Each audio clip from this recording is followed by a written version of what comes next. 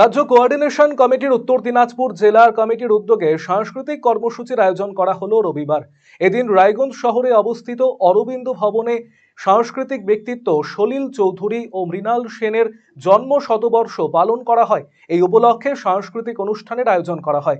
রাজ্য কোঅর্ডিনেশন কমিটির জেলা সম্পাদক আশিস কর জানিয়েছেন, সলিল চৌধুরী ও মৃণাল সেনের মতো সাংস্কৃতিক ব্যক্তিত্বের আদর্শ ও জীবনধারা সম্পর্কে এদিন নতুন প্রজন্মকে অবহিত করা হয়।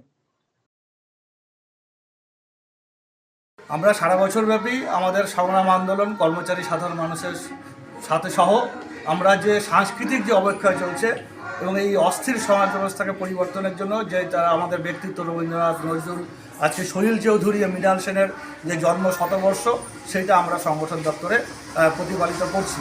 যে এই ব্যক্তিত্বের আজকে অবক্ষয় সমাজ ব্যবস্থার মধ্যে সলিল চৌধুরীর চিন্তা ভাবনা, ধ্যান ধারণা, সমাজ পরিবর্তনের ভাবনা, মৃণাল সেনের ছবি, যে আমরা একটু প্রবীণ যারা প্রাক্তন তারা সেই সম্পর্কে ওয়াকিবহল, কিন্তু নতুন প্রজন্ম সেইভাবে ওয়াকিবহল না।